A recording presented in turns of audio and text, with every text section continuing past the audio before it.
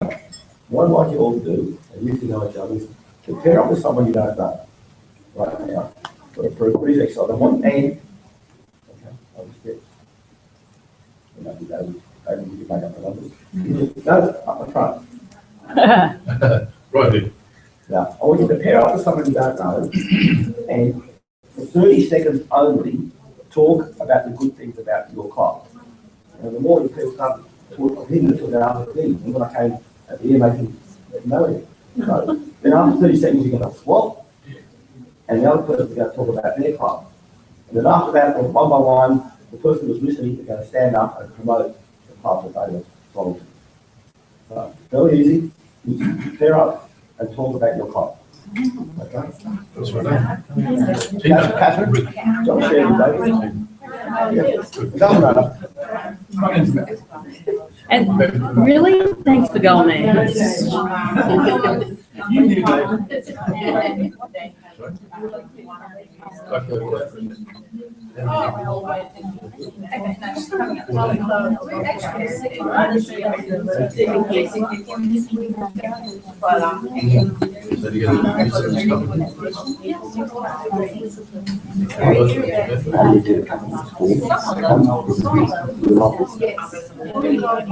went back to the archives and all past members who had military records.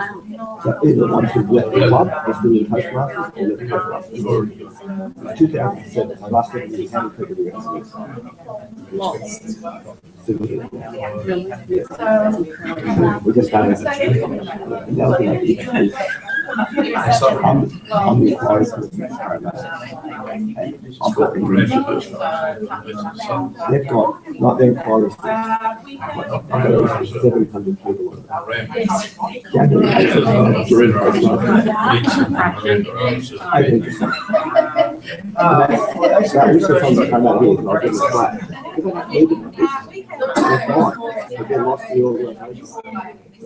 We very much. I've actually, because I'm posted there 25 people. I said, what, that's a lot. I wanted to pray, I didn't want that. I realised all the people missing out. When you look at it, because you get or another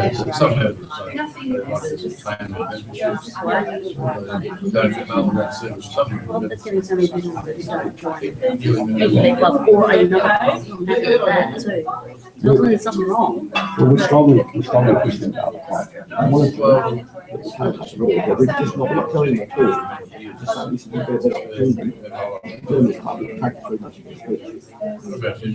What about having a second club running on the alternate? I'm just thinking out loud. Well, I started on the website. Never like that needs to be.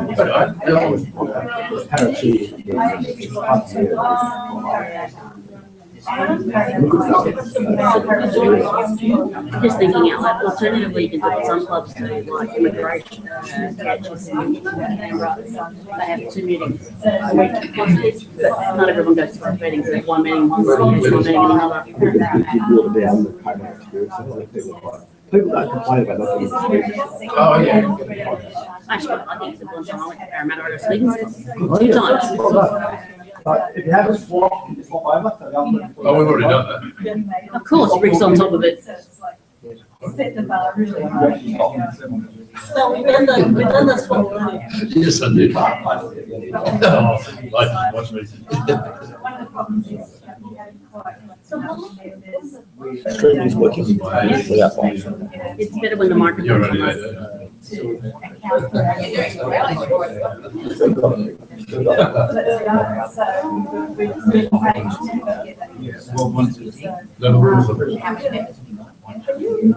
guys, we might bring this back.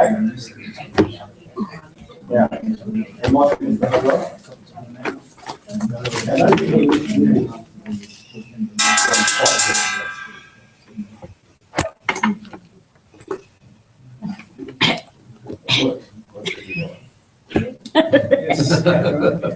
It's the district governor. Now what I want you to do is, one by one, stand up and 30 seconds, say why you go to visit the other club. Why why are you going to pick Rick's club? If you're what you told us, so stand up. Give us your name. Your name, you know what, yeah, what your club is. And I'm going to visit Rick's club because they do this, this and this. Well, my name is Tina Sue. I came from Smart, based in based in Woolai Creek. From there, it was Rick's Club Miranda Toastmaster because the club is established since for 54 years, and we got a very strong member, control member, although not all the members actually. So I will make up that time next time. So probably you go up to 21 in your next meeting, the number. Instead of trying to get 20 members. Good, thank you. Mm. You reciprocate. Okay, thank you. Rebecca. This is Tina, and she is from Smart Toastmasters.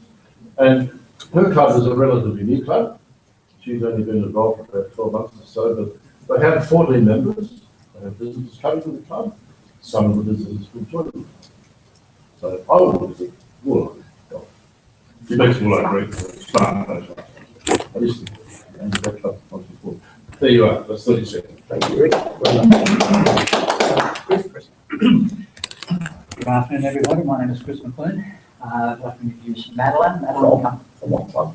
oh, I'm from Sydney Water. I'm talking about. Yeah, no, but introduce your club. Sorry, I'm from Sydney Water. Perfect. And I'd like to introduce Madeline's club. Madeline's from Flying Toastmasters, which is the Qantas Toastmaster group. The Qantas club has been going for approximately 10 years, and Madeline's been going for about 7 years. The club has about 17 members, and of which there are about 12 active members, and they are starting to get some momentum going with some new members coming along to join the club. Thank you. Well done. Hi everyone, my name is Madeleine Ferocity and I'm from Flying Post. It's the same, but the Sydney Waters Club that Chris is part of founding, started in September last year, and I'd love to come to visit Sydney Waters Club because it's that time, it's the beginning of something really, really good and exciting in the organisation. I'd like to come and see how it's going and like supporting in shape or form. I'd love to do that. That's why I visit the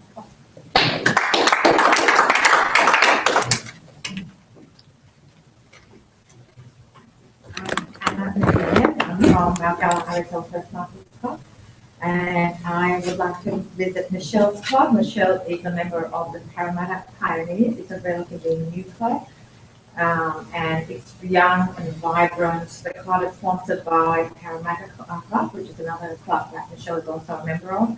And I want to visit it just because they're new, they're growing. They've already got 18 members, but they want to grow even further. So it's a young, vibrant club. So yeah, I'd love to visit it to be part of a new, young, vibrant club.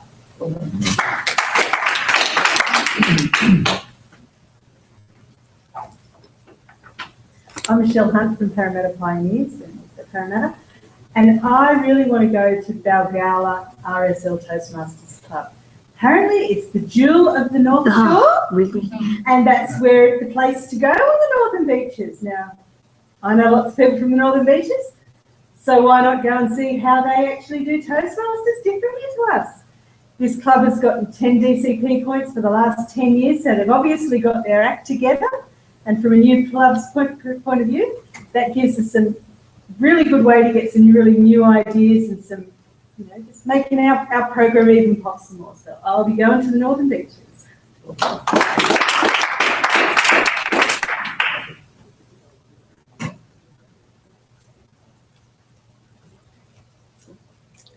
My name is Catherine Birchmore. I'm from Quinola Club. I've been a member for over eight years, and I was really interested to talk to David because his club is at a higher level than the clubs I'm used to. It's a club in the city, it's an advanced club, and David explained that they give facilitated coaching, so they have 15 minutes allotted for their speeches. And to me, it's appealing because I want to go to a higher level. I've done the base work, and I need to have something more to look forward to. They also have a mystery speech in every program. I'm not sure what night they meet, but I can find out and tell you if you're interested in going. But why don't you come along and join me, and we can go together, have a meal together, and find out more about his club. Thank you.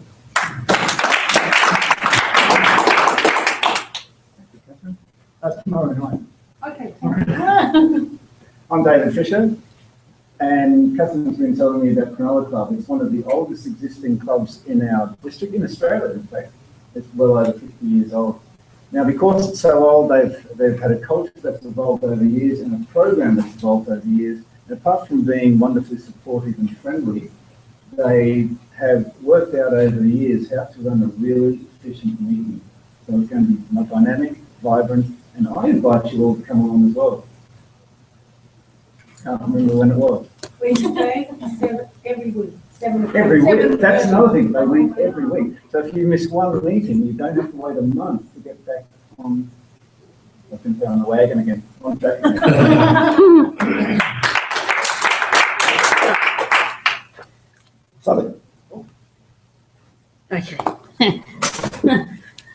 So Michael Yes. is a member of Parramatta Club, and he talked to me about Parramatta Club. It's got 65 members, although not all 65 turn up at a time, which is probably a good thing because that would be really hard to talk to. But one thing about Parramatta Club, I have visited before, and I'd love to go back because there's just such a great atmosphere in the club. But the thing I think Parramatta needs to work on is they get a lot of visitors, but how many members do they get? So that's Michael's challenge. You can vote now. So, I want to talk about Catherine, that Rebecca Megron is the old Matura Toastmasters, which is now called Canberra Advanced Toastmasters. This was the club that was striving to renew members. They changed the focus. They changed it to an advanced club, changed the meeting schedule, and now it's grown. And it's going to be one of the few advanced clubs in Canberra to allow the people in Canberra who want to give speeches at an elevated level to do so. So it's worth going to. Yeah. You've got your way. You want to just say who you are, your club, and why we should visit. Come on. Sure. Good afternoon, everyone. Sorry I'm a bit late. My name is Sue. I am a part of the Nielsen Sydney Club, which is a corporate club down in Macquarie Park. And I'm also part of the FX Futures Europe. Yes, that's part of it. FX North Ryde Toastmasters Club. The club that I'm representing today as VPM is Nielsen Sydney, and we're quite a young club. We only got chartered a couple of weeks ago, so very keen to come and learn from everybody else's experience and how we can bring the club to new level. I guess in terms of the draw card at our club, because Nielsen is a market intelligence and market research company, a lot of the work we do is actually quite client-facing. So it's about understanding what's there and then being able to communicate that in a very clear and simple way. So in that respect, we actually have quite a few advanced speakers in our club, and we're able to bounce off each other in that sense and take something from being a bit more technical, hopefully, to being a bit more entertaining. Thank you.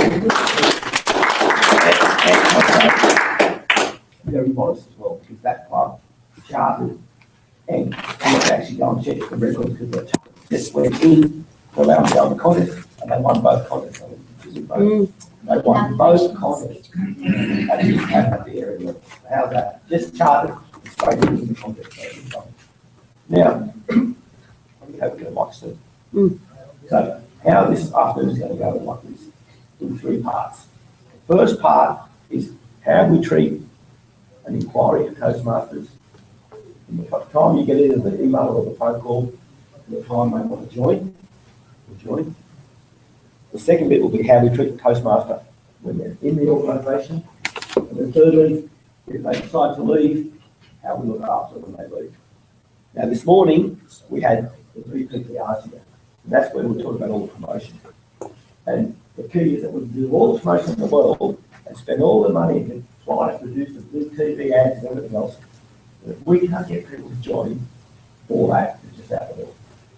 So, I've got some statistics to actually back up what I'm saying about how effective we should be in this area. So, I now want to ask a couple of you, I'm going to start this one. What is your worst experience in visiting a Toastmaster club? I only want maybe 2 or 3 people if you've had one. And I'll say mine, and just how damaging it can be. I was invited to be a judge at a debate at a club. I turned up and I went and sat down at this seat. The lady next to me said, "Oh no, that seat's taken. My husband's sitting here." Well, okay. There was no other seat. No one was getting this seat. So in the end, I had to sit on the corner of the table with my notes resting on one leg and do the judging that way. I thought, you don't have to treat a guest. They just such a negative. And I thought, if I was a visitor, use a Toastmaster and you wouldn't come back. So has anyone else got a experience when they visited a club that didn't go well?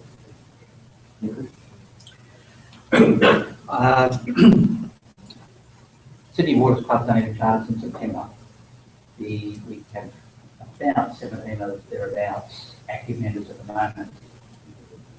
Only one of whom has had an experience with Toastmasters in the organisation, so we are all very, very inexperienced. I started going to some other Toastmasters as guests. Parramatta is an example, they're a fantastic club. I also went to Parramatta Library at a lunchtime group, and one of the actually first and only meeting I went to there, and their presentations, they had a couple of speeches, they only go for an hour, and one of the speeches was on telling a story, and this lady started giving her talk, and the green card, and the yellow card, and the red card, and the red card, and the red card. And it left such a poor impression on them. I didn't go back to that club. I wanted to learn how to get experience and how. I think one of the key functions of Toastmasters is time management, that we know how long we're looking for and that we value other people's time. We have a certain set of parameters. It's quite unfortunate that that experience didn't resonate very well with me. Well done, thank you. Anyone want to share? Because you can rest my voice, because your voice struggles. Yeah, thanks. It's not my personal experience, but we had a club meeting one night, a lot of people there, and there were 2 or 3 visitors. One visitor was a young, like probably early 20s. And one evaluator evaluated the speaker, and he used terms like, "Peter, you should have done better. What were you thinking?" Stuff like this. And we're all horrified. And then the meeting young girl stood up when it was comment time and expressed dismay at that particular evaluation. And the minister sort of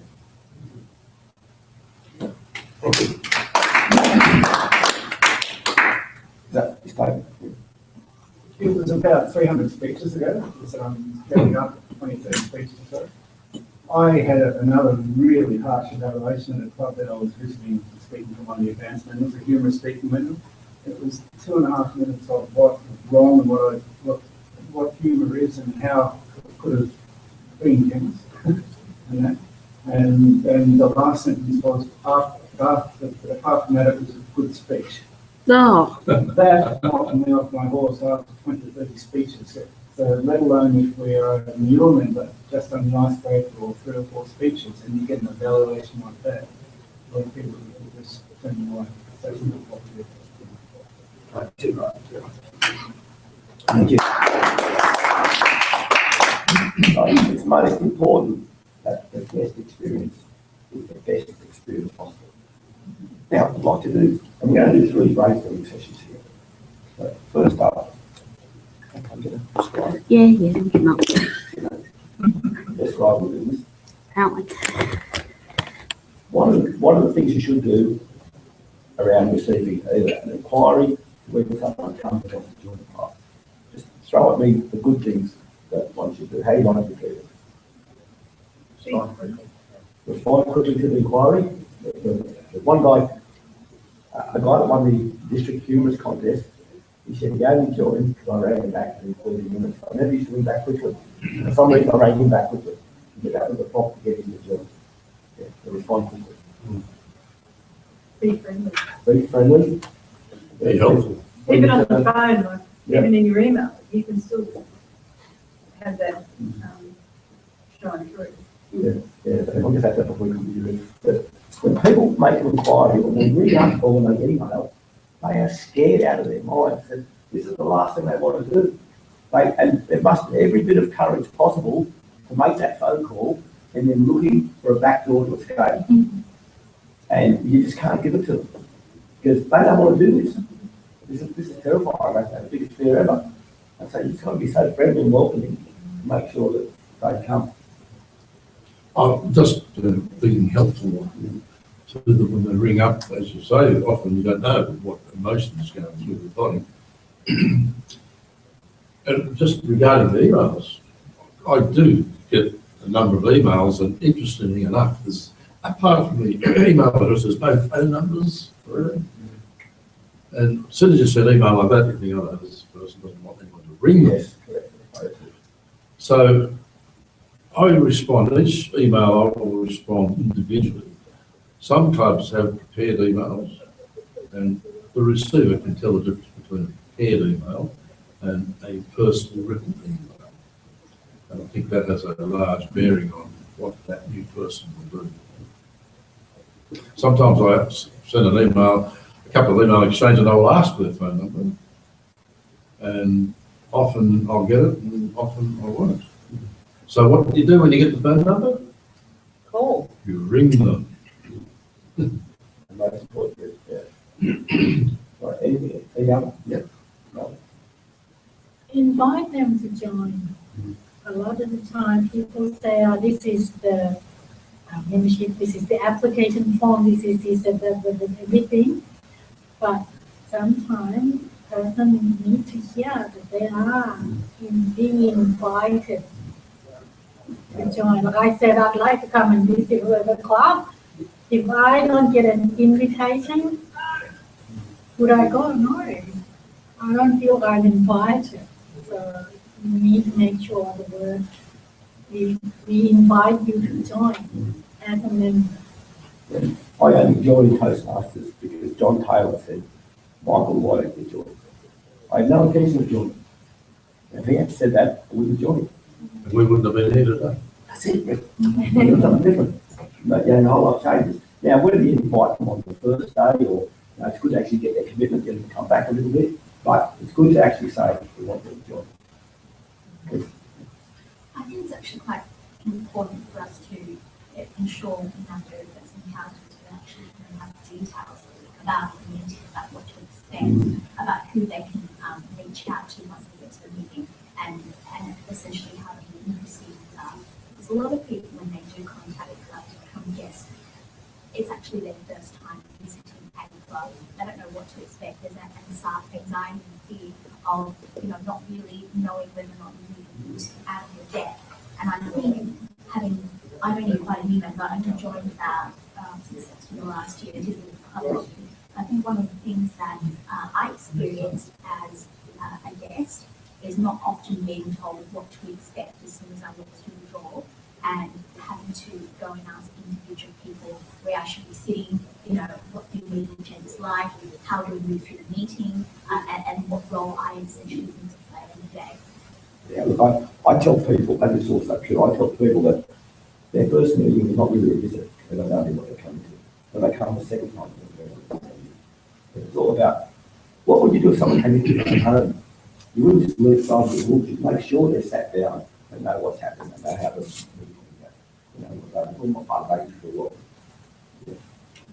I always say, why don't you come along and see what we do? And I think that's a good, soft, warm, non-threatening way to get them to come. I'm a great advocate of not rushing people when they come in, rushing towards them, brandishing application forms and that. So I adopt that principle too. If people are unsure if they want to do this, want to find out about it, and so forth, just come along and have a look at it. Look, we're not going to harass you to join. We want you to come along. We say 3 meetings, but come along and see what happens over 3 meetings. Then we'll talk about membership. So they don't feel pressure when they come to the meeting. Because people come to these things, they're not sure what they want to do, they're battling fear or uncertainty. And if you make it easy for them, and they see that it's not life threatening to go to the church class, they're more likely to just agree to join after 3 meetings. Yeah. And if we say, have you got a friend you'd like to bring as well, that often takes away a bit of the fear factor. It's interesting about the 3 meeting rule, which I've heard and not heard around the place, because I was in the VPM session of one of the leadership trainings. I was talking about this with a group of people about a year ago, and one of them said on the spot, if I hadn't been asked to join my first meeting, I would never have come back, because they wanted to be asked to join. So the advice I always give to VPMs, and I've been a VPM more than once, is listen. When you're talking to the person after the meeting, whatever, listen to them. They'll give you the lead on whether they're ready to join or not right then. We actually had one member of the old Majura Club, when I was a member way back a long time ago, who said he didn't join because he wasn't asked to do his icebreaker on the first meeting. Now, he hadn't told us he was coming, he turned up, and because he wasn't asked to do a speech at the first meeting, he wouldn't join. Okay, that's, I think he was probably a little bit, yeah, we'll go precious. A little bit, yes, precious, but there's a whole history with that word, but we won't go into it now. He seemed very demanding. It was all about him. He didn't seem to care about what he did back. But it was an interesting situation. I don't recommend, I don't like hard and fast rules about these things, because some people want to be asked in the first meeting, some people want to wait. But the 3 minute rule is not a bad rule of thumb, but just be careful with it. Well, I'd just like to reply to that, because it's a pertinent comment. We do this with both Miranda and Ben and I. But we had the occasion last year where one guy came, we've never seen him before, sat through the meeting, he was all gung-ho and enthusiastic, and I went through the process of telling him about the 3 meetings. He says, I want to join tonight. I said, okay, you want to join? You can join. So, filled out the form, he gave us the money. Next day we processed the new member through Club Central, and never saw or heard from that bloke ever again. What would you pay and not turn up? I had people paying for speechcraft, but never show up in the first place. Yeah, well, that I understand. I suppose what you meant to say was basically the courses for courses. So you've got to be flexible. Yeah.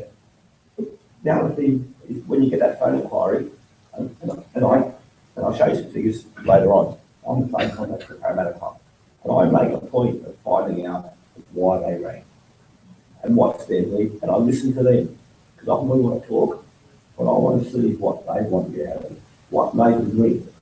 And when I finish the call, I thank them for having the courage to do something that I most like to put it off. And the moment you say that, you can hear the relief in their voice. They start, and I said, you come along. I said, look, you'll be scared. I'm scared. But you won't die. And they couldn't come along, and the success rate in getting people to come is quite high. But you've got to listen to people. Right now, there's a whole, on a list of things, there's a whole lot of things that you haven't brought up yet about what we do up to inquiry, getting the person who wants to join. Inquiry? I thought ring up or an email you're talking about? Anything, but from that to the wanting to join, all the steps in between. I'll have to give you a prompt. Does that include a visit to the club? Give them a visit. Up until they come, they visit before they join. You know, what do we do? I think it's adding to what Rebecca was saying. It's be in the room, which is, it's personal, not a process. So quite often, and you might get that phone call and you're busy. It's to disengage and go into the same thing you want to say, but try to get something personal about that individual and try to make a connection so that you feel that there's some empathy and encourage them to come along. Yeah, I like that. as VPMs, quite often we might be busy on the day as well, so there might be a few people that we're sending. If we can't look after them ourselves, maybe allocate someone, a member, to make sure that they sit with them, walk them through what to expect, and guide them through the evening. That is most important, you know. My club Parramatta last meeting had 22 visitors. You go, oh, 22. And that's what you've got to do. You've got to make them look good to see something. You know, you've got to make them feel that they're, and you just got to tend to them all. Okay. Give them a visitor's kit. Okay. Now, what do you put in the visitor's kit? There's no hard and fast rule, but it's all good stuff. A letter from the president of the VPN. A list of all the other clubs in the area that we encourage them to visit. And we have a visitors information sheet that explains the roles that happen in the meeting, what's going on. Yeah. And we do a business session, so we have a cheat sheet for the business session so they can see what's happening on one side. And then we give them a bookmark. And I'll never swap this over. This one's got the old branding on it. All of them have the right branding. We give them a magazine, past magazine to read, and a what's in it for you, which has the joining formula, 400. Now, there's other things you can put in there too. You can put maybe a history of your club, or you can put your executives often, but to give them something that they can take and go away. I also add, because it's been an interesting thread on the Toastmasters District 70 page about the membership form, which I know Rick has contributed to as well. Yes. About, because it's got US dollars on the membership form because we're a US organisation. I always include a fee flyer, and I just put on the membership form, please see attached fee flyer. Sometimes I put a cross or whatever. And on the flyer it says, this is how much it costs to join, this is how much if you're a new member, and these are the methods of payment. So I've just got that printed out at all times, so I can just hand it over. So it means I don't have to, and it's saved by month and stuff. It just means I don't have to faff about and go, oh, I need to calculate. It's in there, it's attached to the form, so they know how to pay, and we don't have, also it means you don't have to discuss money. Some people are a bit funny about discussing the money, so to speak. So this way they've got it with them on the spot, and they don't have to get confused by US dollars. They can see how the club works. I found that to be very a helpful way of breaching sometimes that difficult topic of dues, although we're remarkably cheap for what we get out of it. So what, as a result, at the end of today, we're going to summarise all these notes, and don't forget, and there will be a task for you to do at the end, but we can summarise all these things that are in that visitor kit. We'll give you copies of, plus we'll include Rebecca's fee schedule. So you can at least see that and get an example. And write, copy and paste and whatever you can. So this kit, what else should we do? Yep. Well, I do pretty much what you've got there. I've got a fee schedule in there which is structured along exactly the same structure as the TI one on the Form 400, but reflecting our fees.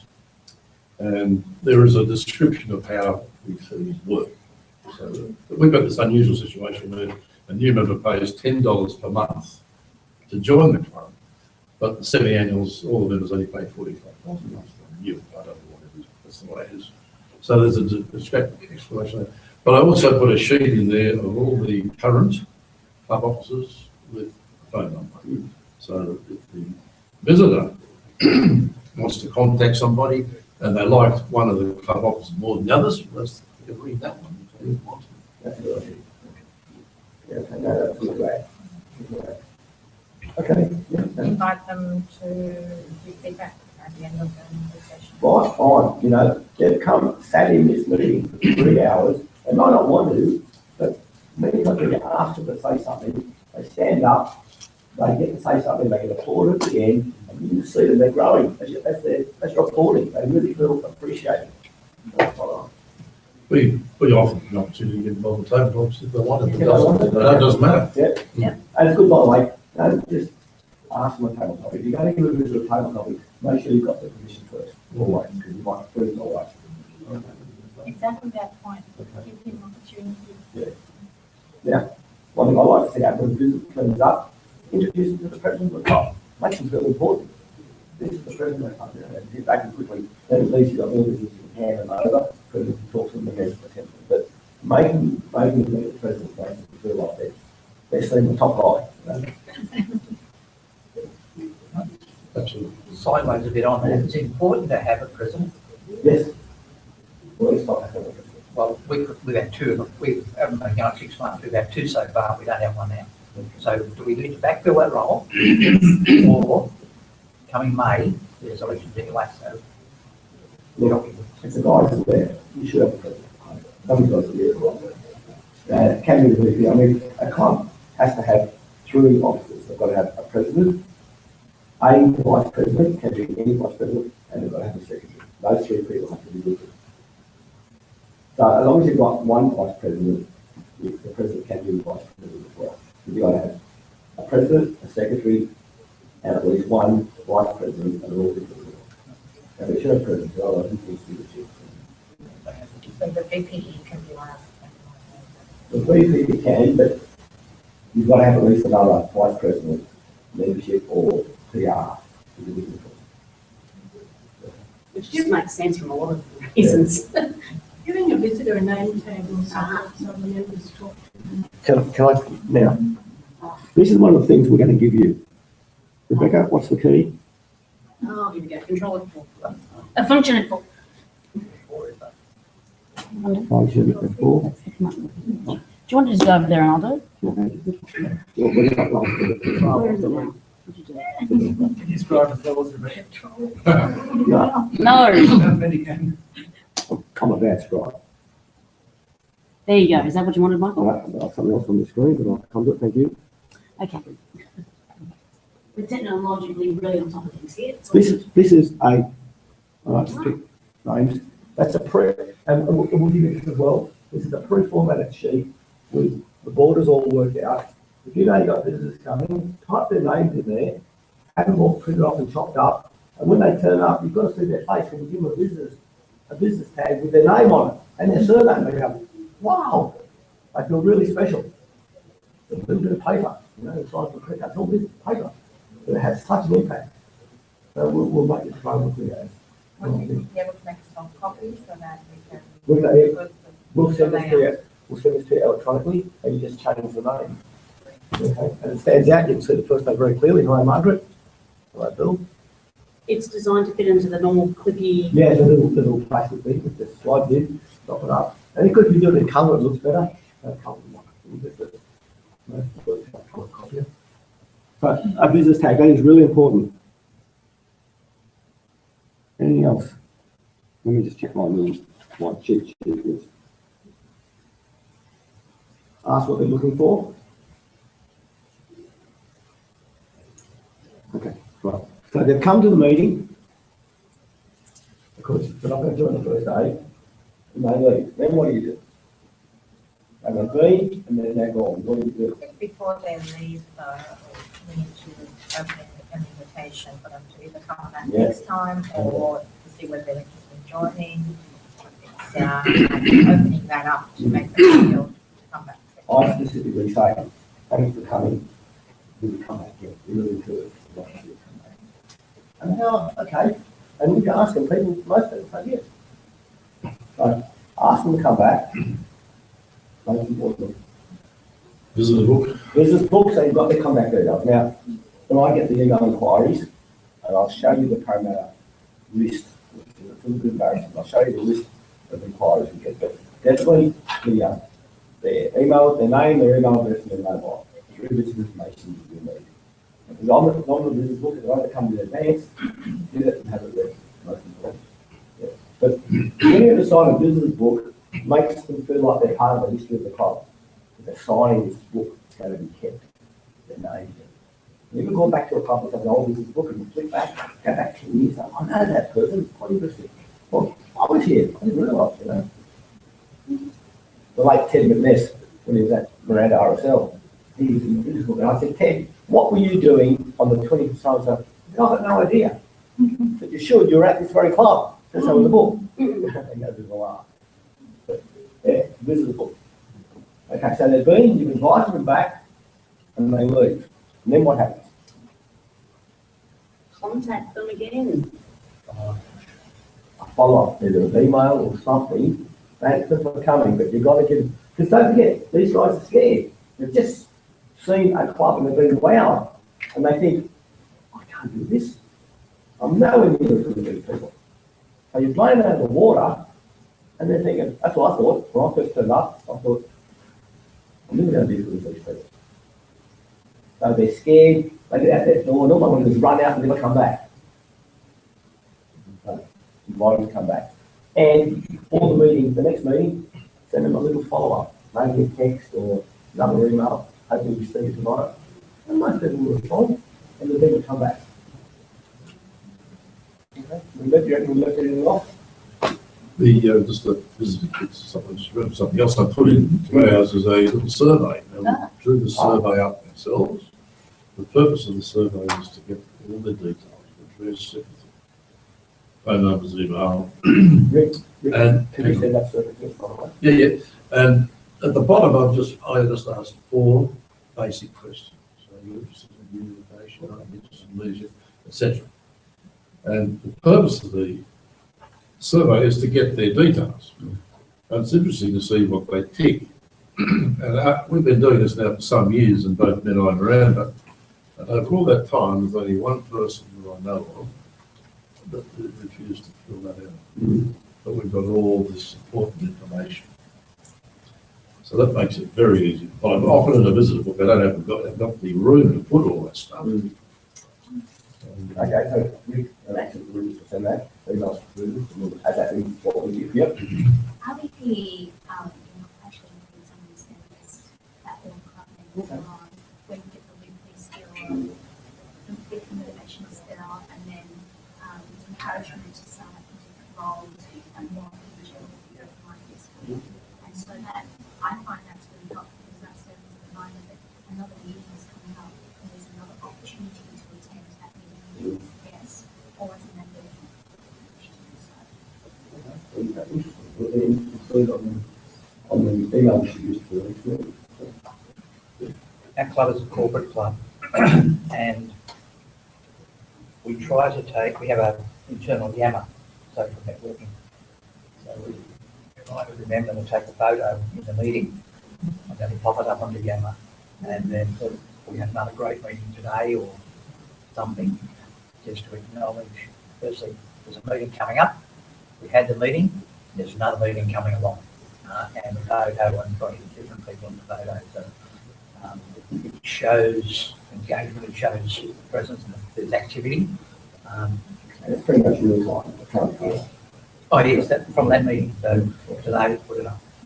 Can I ask a question? I'll put it in there. Chris. Okay, Chris. So, Sydney Water, isn't it? Yes. Yammer, is that a form of social media within Sydney Water? No, well, we have an instance of it, but it's not controlled by our IT. So a number of Yammer is it's external to Sydney Water, but we use the service. Right. So it's just our internal social internet. We have an internal internet. This is the social internet. So is it somewhere where people can put comments in and sort of exchange ideas? You're invited to join. Yep. And it's called Yammer. Yeah, and you have is it groups. something that a lot of corporates use, or? We use that it's like a mash between Facebook and Right. And is it, post statuses. so is it so that it just say Sydney Water can only see what someone from Sydney Water puts in there? It's a closed instance, yes. It's closed. Okay. That's very interesting, and also from a PR perspective. So, I might, JALMER, I think. YA. Yammer on. In case I'll write it down and I'll have a look. Yeah, this is the members, the inquiries list that I keep for Parramatta. I've kept it one since 2011. And it's got 745 names on it. Now, I keep the date they ring, the name of the person, their email address, mobile, how they rang, if they're going to visit, they do a speechcraft, they remember to actually join a club or a member of the club, their latest visit, and how many times they visit. Basic information, it says so much, but the last thing I did, and I got this up to date last night, I then analysed of these 700 odd people, how many people have actually joined Toastmasters? What's the start with? You want to guess the number? 10%. 18%. 18% have joined. You're going to say that one. I just left off the So, and this is why I wish there was someone from my club here, because they're a big club, they're quite comfortable, they don't need members, they don't need more members. And so all these people turn up and visit, and yet they're lost to the organisation because they're being overwhelmed by this huge meeting, or they think there's not any room for them, and they just don't come back. And there's no one normally following them up for them to come back. Well, after I sort of was, a certain person who gave me a challenge once when I boasted that they had 25 people in a meeting, and he said, Michael, that's one club. And I don't know who it was, but it actually got me thinking. And from that very moment onwards, Parramatta's had 20-odd people to visit to a meeting every week. And the VPM are not real keen because it's a lot of work, but I say they luck. All these people want to be part of Toastmasters. And Parramatta's got a great website, and that's how they come in. So they come in, but we're now going to make sure that they go out. If they don't go out to Parramatta, they go to the guild of clubs. And one thing I said this morning, one thing initially that we've got happening, is there's a club that meets, one of Michelle's in this club. They've picked a day in April, and we're going to have a visitor club call, where we're going to just target people that haven't joined and ask them to come to this meeting for Parramatta Pioneers. And I reckon we'll get 25 visitors there. They're going to put on their best show, and we can come back. Yeah. Now this is a big club supporting other clubs, but if they just didn't care, so we don't need more members, no one follows up the people that don't come, because some of these people, if you see here, these guys made inquiries, but they never showed. Didn't turn up. Sorry, I haven't updated it. Some of those did turn up. taking the numbers. Well, the photograph came up. He wants them to lose. Hey, did Keisha, I saw Keisha or something. No, it's interesting, some of the clubs that they join. If you click on the drop down, we sidetrack a little bit, but look, Pritchard, Menai, Lidcombe, Hunters Hill. Who joined Menai? Someone joined Menai. Also, they've come to your club and they've joined, but they've joined another club. And I may have never since, but let's have a look at the Menai person. What is they joined? Yeah, that's exactly right. Sometimes people come to your club because they're doing the club shopping. That's right. And they visit a few and then they decide they want something. That's fine. Absolutely What fine. date? 2011. No, no. And he may have said he was from Menai, because I try to substantiate it if I can. Can I relate the story? Sorry? Can I relate a quick story? Yeah, sure. So this is a few years ago, 3 years ago, if I was a member of a club, and not a member of now, that had over 60 members. It was a big club in the city. And they decided their club was full. So they cut off the guest list. And they didn't have a great record for contacting guests and that anyway. And we tried to say that it's not the right way to go, the intention's wrong. Once you start doing that, you're not going to grow. The only way it goes down. But they were nice enough to give us the list of guests that they turned away. These people wouldn't have had the opportunity of going to Toastmasters. They might not have looked further. So we use that guest list to start a new club called the City of Sydney, also in Sydney and George Street. And that club is now bigger than the original club. Oh, it's much more vibrant. The club does professional speakers. The club went from over 60. Next year had less than 50. Next year had less than 40. And went down into the 20s. And they were scraping because they were paying over $300 for the venue. Their fees are quite high, but it was a good club. And they really hit off on it. It started when they decided to stop guests coming from meetings, and then therefore the new members. And have they removed that now? There was a real culture that embedded itself in the club that was really slack. Because they thought we're the best club and we're just going to do it wrong. And no matter what you say, it was very, very frustrating. But now they hit rock bottom, come back a little bit. They've got a president in there that's kind of listening and wants to do something for us. So. I tell you, it's such a good story, because the fact that the second club could be bigger than the first club. Yeah. But one thing you've always got to do on top of, don't ever think it's perfect. Don't ever think you've got all you need, and that's what I'm telling these guys. I said, don't think it's good because it can quickly go like that. But one of the guys, an email yesterday, I was talking about the membership, and she said, mate, we should have a ballot for the visitors. Really enjoy it. Oh, We don't need a ballot. I looked at that straight away, just can't believe it. Were you angry? I want to break the computer. And I'm not a violent person. Oh, yeah. I heard him typing from Canberra. Is that what it was? I thought it was a business. I said this story this morning.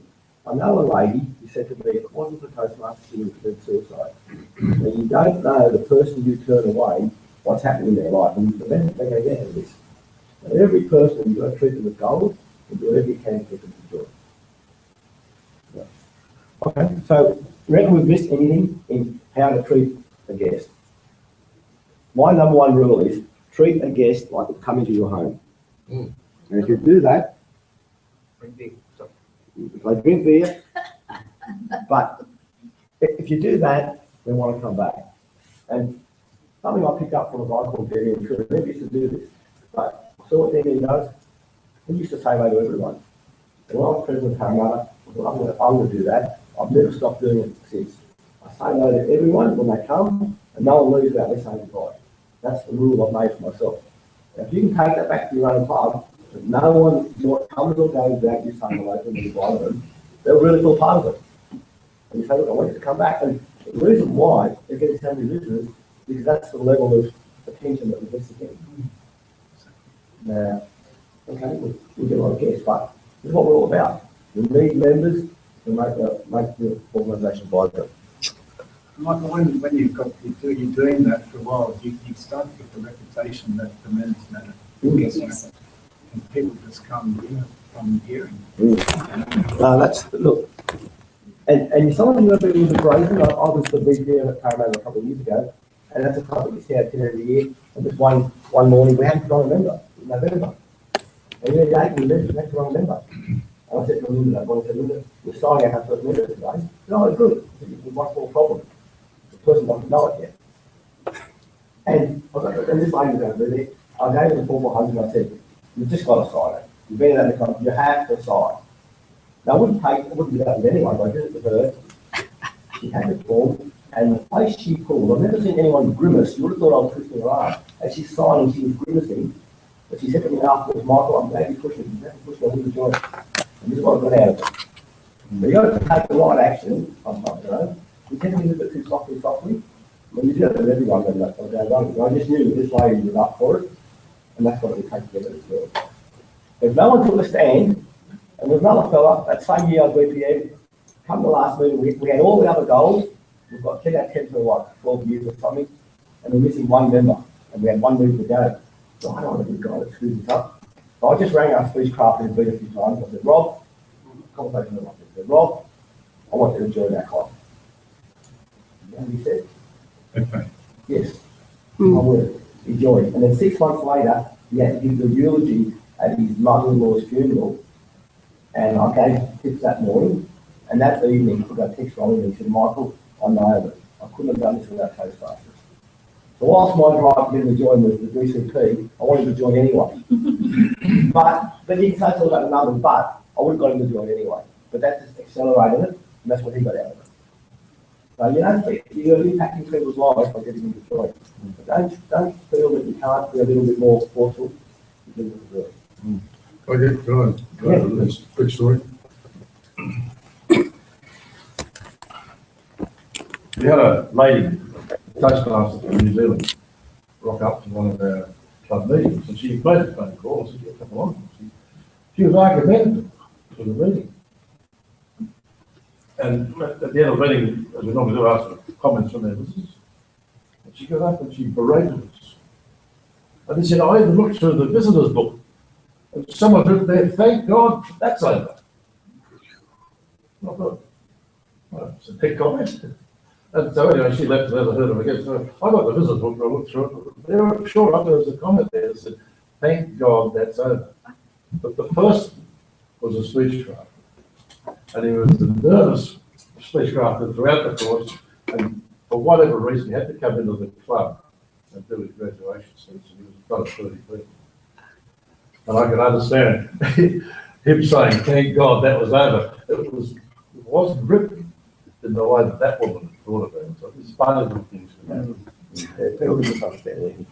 So what we do, I don't think we miss anything. We'll certainly go miss something.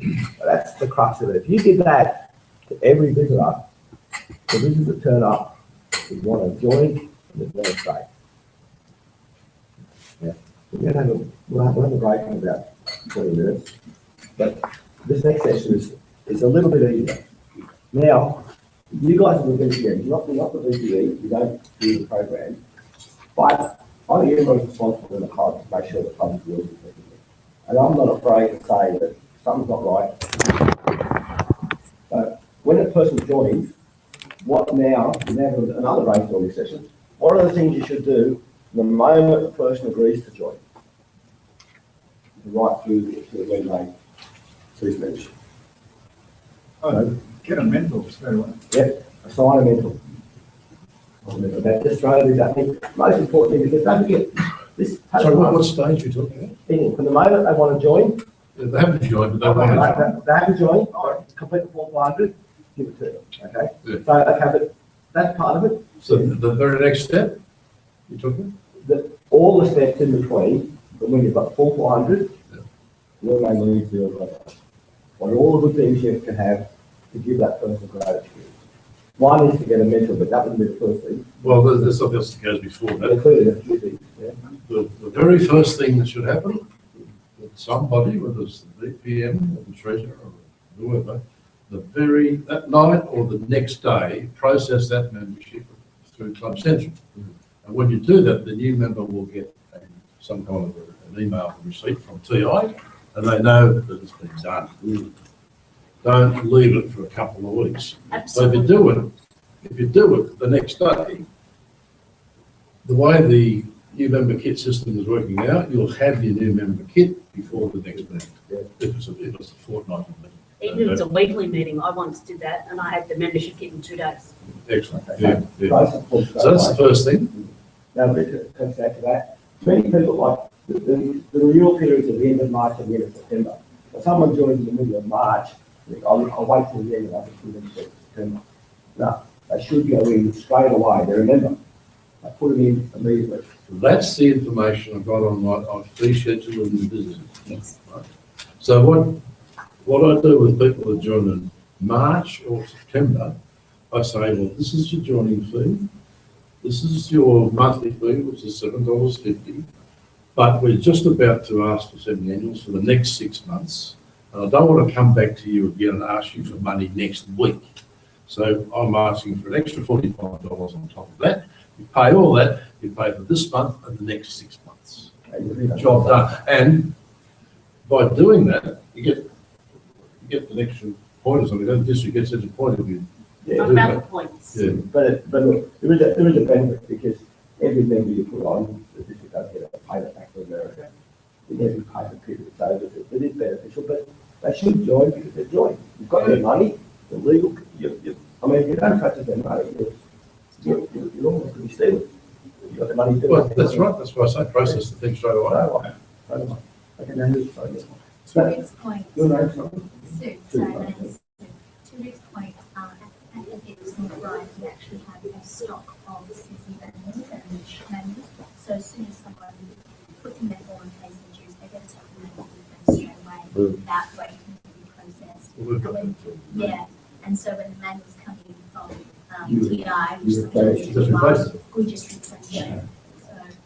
So Also, there's another facility too. If for some reason the new membership kit is late coming in and you don't have a library of manuals, the icebreaker is in PDF on the TI website. So you can download it, email it to the new person, say, well, here's your first speech, work on that, and we'll talk about it. Okay, so let's go back now. So put 400, give it to you. Rick, whoever does it in your club, Rick processes it the next morning. Now what happens? So the person turns up for the next meeting, they paid their money, what do we do? Remember that. Reduction. Now, the manual says you should vote in every member.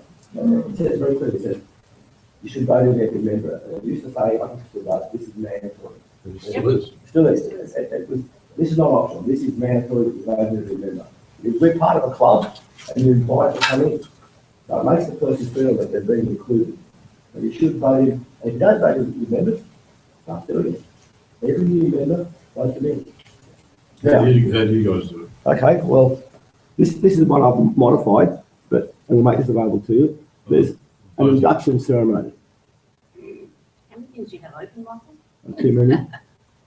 So here's an induction ceremony. It's a one-page document that says what happens, the process, blah, blah, blah. And there's, you can modify it. You can do it whichever way you like. And let me find the other one. And the other one is... That. No, I'll cover it. Okay, this is a form. This is a form. I designed this form. After we induct them, we don't. This is something I borrowed from Rick, and I think it's a great idea. There's it's a membership. It's an affirmation by the member and a commitment by the club. Yeah.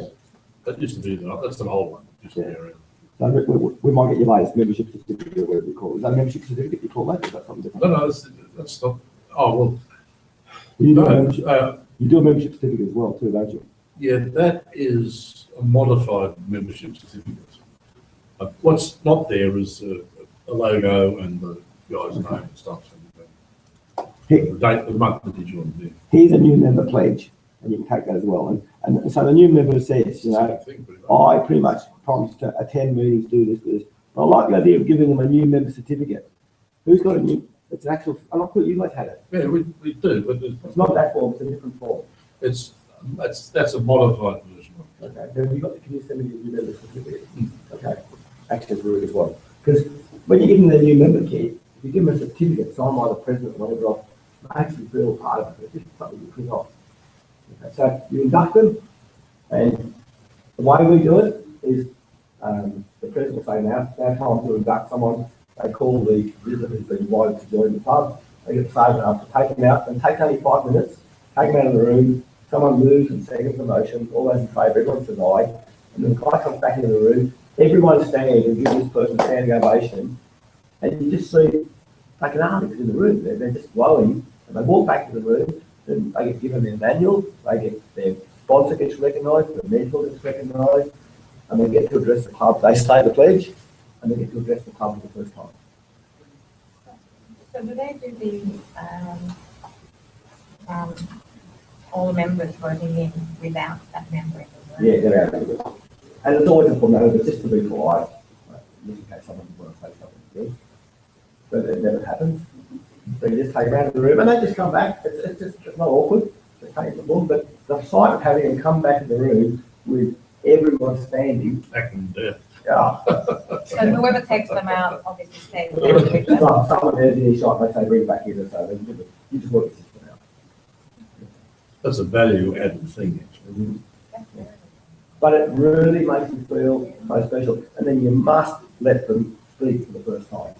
The best of the club. It really makes a big difference. And they say, but 2 things. Let them know beforehand you're going to ask them to speak so they can get something clear in their head, what to say. And secondly, that new member pledge, make sure they've seen it beforehand so they know what they're not reading out for the first time and they're promising all this stuff and they just didn't know they promised it. So you've got to find out what the commitment is. Can you come regularly? I travel. So you've got to find out what the commitment is. So talk to them beforehand about what the commitment they're making. Don't just get them to sign. And that's actually, on the back of the form where we signed, there's actually Toastmasters promise. I'm not sure I could recite it right now, and that's a bit embarrassing, but I wonder how many people we encourage, because this pledge looks pretty much like the promise. It's just broken down into dot points. Yeah. So just make sure that they've actually read that, and that you've read that too. So if they have any questions, you can answer, because we are actually signing up to the promise as part of the induction. Yeah. In some ceremonies I've seen, the promise is recited. By everyone. Same principles. Yes. Yeah, I've seen that too. But yeah, they really have to be, you take this that seriously, that they fully are on board with everything. Yeah. What's the sponsor? I always get confused. Okay, the sponsor is the person who got the person to join. The candidate is the phone inquiry, or you ran a speech card and the speech card coordinator. So the person who got the person to join. The mentor is the person allocated to ensure that that person gets off to this time. Is the sponsor one of the elements of the leadership? That's club sponsor. That's starting a new club. There's a space on the membership form, I think it's at the top of the second page. Yeah. That says, yeah. I've done it before, yeah. Members are you sponsored? I don't know, I mean, Have you looked? I think the ones I'm really sponsored, and what the record is, it most will be about a quarter, but I don't know. It's sort of there. You go to, You can have it used a to be called your profile, it's called your account, your TI.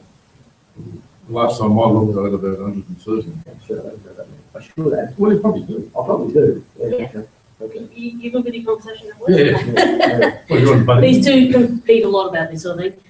The Well, award, competition's good. and the TI, Toastmasters International will recognise people who sponsor a certain number of new members every year anyway. So there are benefits not only because you're bringing someone to Toastmasters, but you do get a recognition from Toastmasters International and us. If someone manages to sponsor 10 members in a month period, pretty sure we're going to be very happy and we'll make sure people know. So, VPMs take credit for that? Or? Well, it came to the well, VPN. no. You can. If no one else, the VPN does. I actually will leave it blank if there hasn't actually been a direct sponsor, rather than put just random person in. But typically, someone has got them to come and someone's got them to join. Yeah, I took. All right, okay, so the person, you've inducted them, now what happens? They press the club, they sit down, and then what happens? What's supposed to happen at our club and what doesn't is once the induction ceremony is concluded, then the Vice President of Education is asked for a sponsor for that new member. Yeah, you get the sponsor now, and all that's done, so you've allocated a sponsor for the member, a mentor and everything else, and then what happens? Get them to their icebreaker. Yeah. They encourage you that a new member should do their first 3 speeches there in the but get them on the program. And I met someone at the Newcastle event, this girl that been in Toastmasters 9 or 12 months and hadn't done the icebreaker because she wasn't ready. It's worse than that, Michael. Would you believe at an area contest, the evaluation contest winner on that area, when I was there on Tuesday, had been a member for 14 months and hadn't been their icebreaker. Yeah. And she won an evaluation contest. Because sometimes they're not afraid because it has to be perfect. Well, it becomes a mental obstacle Yeah. after a period And of time. so in the end, you've got to say, no, you're doing it. And this is where you've got to sort of push people, try and believe me. They might not like you for it, but it's so they do their icebreaker pretty quickly and the next couple of speeches. And remember this, these guys don't understand the program. So that if you're the mentor, make sure you're on the phone to that person saying, you're doing the icebreaker, are you ready? Or if they're doing table topics or something else, make sure they're clear on what to do. Don't just leave them control the rules, then feel losing. Now, Yeah, one of the things a lot of people find is Toastmasters is full of 3-letter acronyms. And no one knows what they are for a few years. So sometimes just a little sheet explaining what all the different acronyms are, even if they don't know exactly what they are, it just gets rid of that jargon type hurdle. yeah, that's my bad idea. That's called the AIS. Acronym information sheet. Didn't we know that? And I make the point, if they're visiting in the room, don't go and say the VPN report or the VPN, they don't know what these things are. So if you're not using the room, try to use the extended word. Okay, so the person joins, the other person please. The mentor is mentoring them, checking in with them. And then what happens? You do 3, 4, you do 5 speeches, and sometimes you hit the wall. Sort of like the robot lost in space. You go,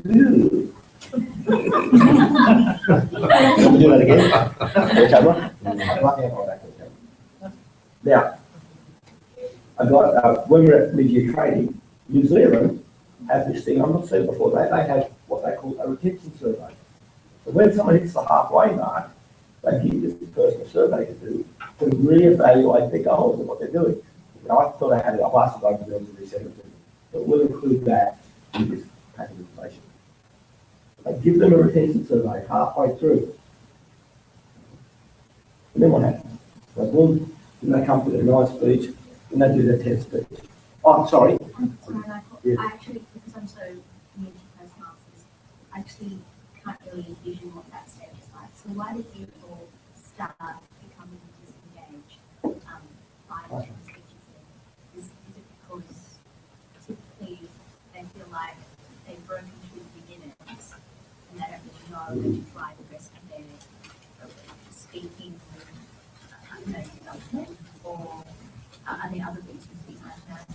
I'm not your input too, Rick, but it could be that either, because I think the average Toastmaster age is about 18 months, 12 to 18 months, is the average life of a Toastmaster. Oh, is it? Even though Rick's been Toastmaster about 80 years and David a little bit less. But You said 18, right? Not I 80. thought I said 80.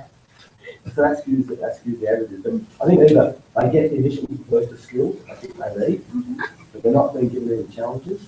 They're not being asked to do things that would maybe stretch it a little bit. They're not being programmed, maybe. Or their work could take over, and it might be easy just to do something else and come to I think that's correct. I think people leave normally, unless they're moving out of the country or something, they leave mainly because either they're not being served, like we're saying, or they're not felt welcome. And that's a major one. I think that's the major one for more senior Toastmasters. When you're getting up to 5 and 6 and 10 speeches, you've probably done most of the roles in the meeting. People thinking that you are one of the more senior people. And it seems that a lot of clubs just sort of kind of ignore these people. They're still they're not being challenged. They're not given a lot of roles in that. You put on standby if there's a role, I'll take any role, and they're overlooked.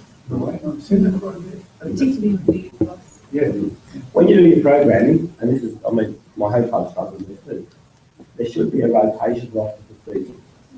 And it should be fairly even. Unless someone says, oh, I'm happy not to speak, don't put me on the roster.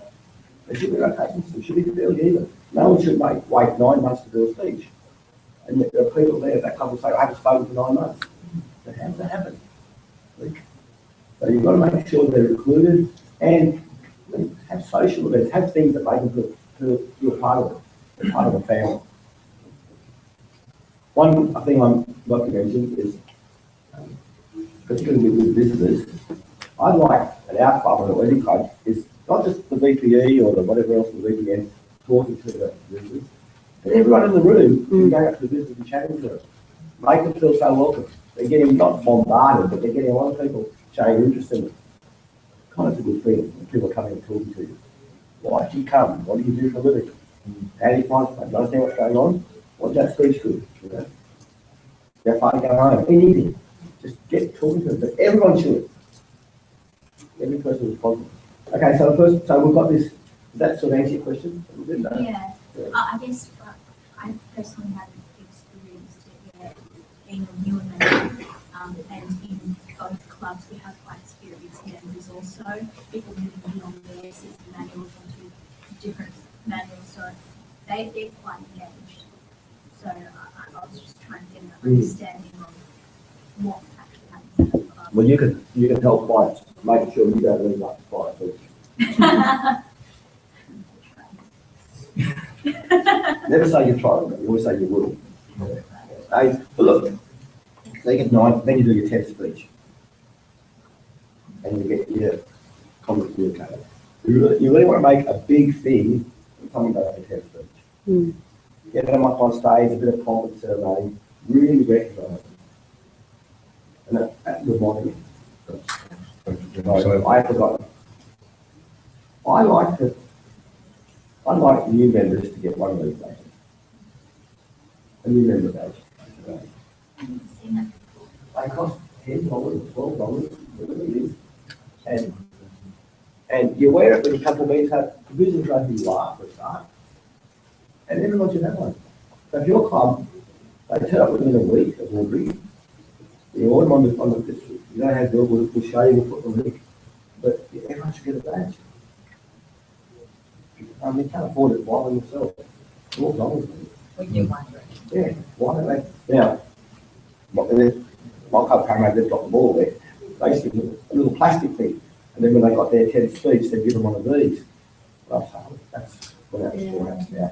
Just so on the night they do the 10th speech, they have the speech, badge pre-ordered. But I'm saying, give them one of these badges when they join, and then upgrade it if you want them when they do their test. We actually, we get those badges from TI. Yeah. We get the Rich Ditch ones. Yeah. Yeah. I reckon it's rude. I reckon it's rude. Good to read. Oh, there's lots of things. I think it's better if you don't put their credits too, because then they can keep them for a few years or something.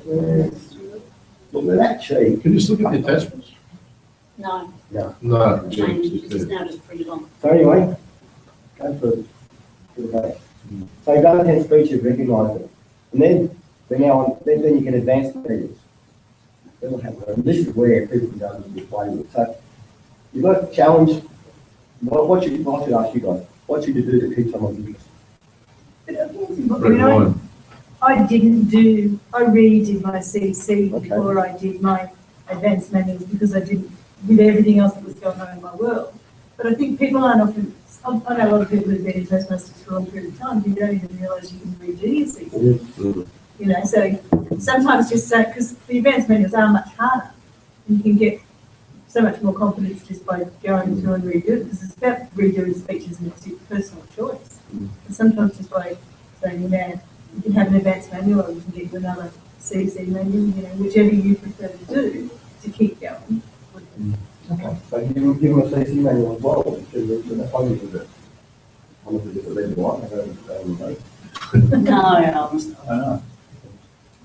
No, I've been the leadership side too. Okay, that's it. Rebecca's named it. You've then got a challenge, and you need to do it before, but they need a challenge. Invite them to be on the executive. Then be the VPE, the secretary, the treasurer. And when you have someone cut up their club and they've got that vibe about them, I say to them very long, I say, you can be president of this club. They go, really? Yeah. And they go another foot. I get them to get on the executive and have them see a line and become very normal. Now, a telltale sign that people who are leaving, the regular member stops coming. That to me should be warning bells if something's going on. Someone who normally, Chris always turns up, and he misses 2 or 3 meetings. Someone should get on the phone and ring. And it's a personal contact that gets people coming back. Don't just think that he's fine. It shouldn't just be up to one person to do it. Of course, it's up to one person, but someone should make sure that the members look after. Well, someone VPM does. Should be, but each VPM has a different way of doing it. So, You come in and you do a specific role. you should be, Doing the elements of the role. But if someone's not doing it, what do you do, though? So really the president should be on it, saying, what do you do with that? There's a couple other rules, and not rules, but things I think you should do within the club. And around changing a certain culture, because I think there's a couple of things that just should be mandatory. Like, everyone should apologise if they can't come. Now, if you're an active member, like if someone's going away for 6 months, or if someone's an active member, and they don't apologise, they should get a phone call the next day. Well, what happened? You weren't there, you didn't come. So they know that they have to apologise in advance, just not turn up. So just take that back to your club, make it mandatory. Everyone has to apologise if they don't turn up. Not optional. And that will just lift the standard. The more professional you make the club, the more people will want it. We've been a club to ramshackle. Yeah. One of my club, I don't say where it was. It's got to be the worst looking agenda I've ever seen in my life. Didn't have any logo on it. It was landscape. It was like an Excel spreadsheet. I couldn't believe it. I was, what is this? Would be out of place in the bus, but it's hopeless. I couldn't believe it, and that's about the agenda. Yeah.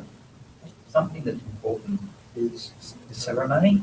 It's the ceremony of the Toastmaster meeting, and it's only through going to other meetings that you understand that there is something. We don't have people with experience in our club, so you need to try and inject that into it because it's the enthusiasm, it's the engagement, you clap and it's reinforcing. And I think the ceremonies around a Toastmaster and the sort of handover activities, they're important. I think you try and get that culture going. Because what you say is so valuable because Chris has been with Toastmasters how long? 5 months. At the moment Chris joined, he came to Parramatta Island Club, and he wanted to take, he just was grabbed by it. He wanted to see what happens elsewhere. most new Toastmasters wouldn't have your level of experience already. They wouldn't, I didn't in 5 months. But you've actually grown how long you've embraced it, so no, well done. You can have area government a couple of years time. A couple. I'm not scared. So well done. Okay. So that's the member experience. And I know that. Let's stop for a break. We'll come back at say maybe 10 to 3. We'll then do the post-member experience. And we can say there. And then we'll wrap up with a nice little exercise for you all. So we'll come back at, what did I say? 10. 10.